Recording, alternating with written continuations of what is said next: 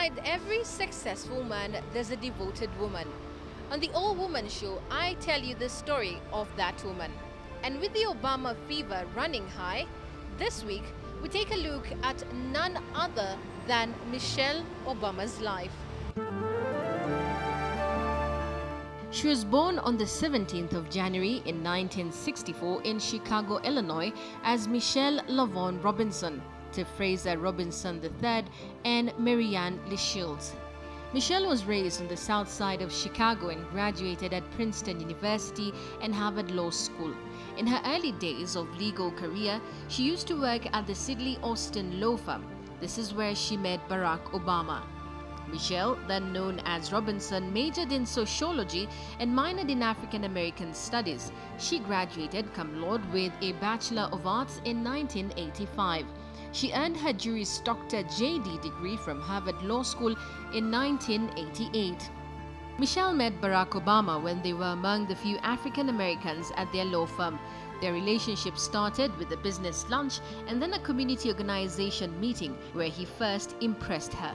The couple married in October 1992 and has two daughters, 17-year-old Malia Ann and 14-year-old Sasha.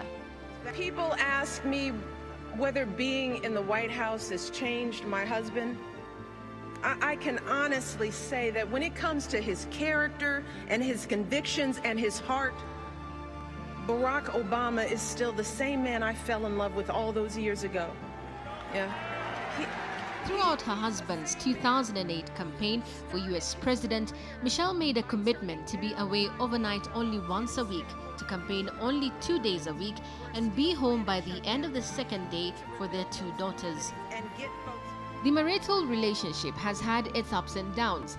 The combination of an evolving family life and beginning political career was sometimes an emotional roller coaster for the Obamas.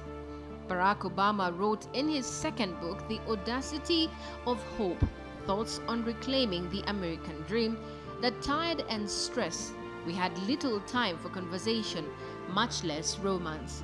However, despite their family obligations and careers, they continued to attempt to schedule date nights while they lived in Chicago. I've seen how the issues that come across a president's desk are always the hard ones.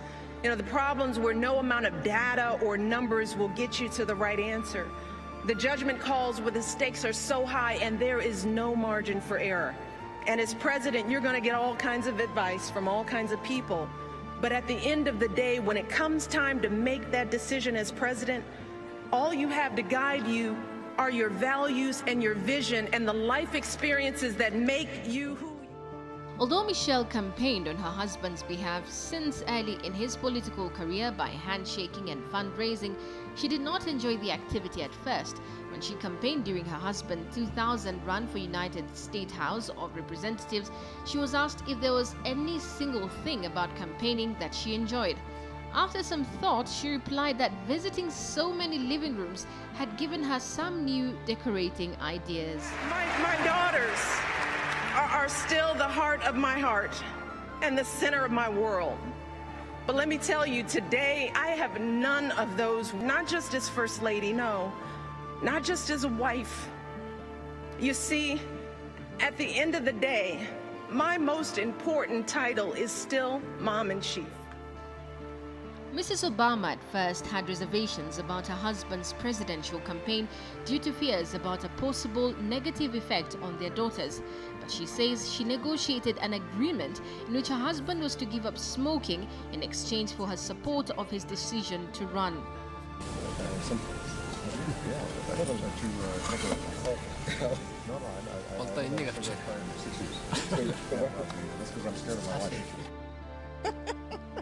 Michelle does not play. She said, no more of that smoking. This conversation about smoking with the UN official was caught on an open mic yesterday.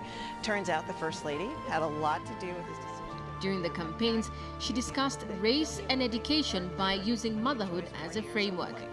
During her early months as First Lady, Michelle visited homeless shelters and soup kitchens. Other initiatives of First Lady Michelle Obama include advocating on behalf of military families, helping working women balance career and family, encouraging national service, and promoting the arts and and arts education. Michelle has made supporting military families and spouses a personal mission and has been increasingly bonding with military families. In May 2014, Obama joined the campaign to bring back schoolgirls who had been kidnapped in Nigeria. The First Lady tweeted a picture of herself holding a poster with the Bring Back Our Girls campaign hashtag. Najma is smile for the old woman.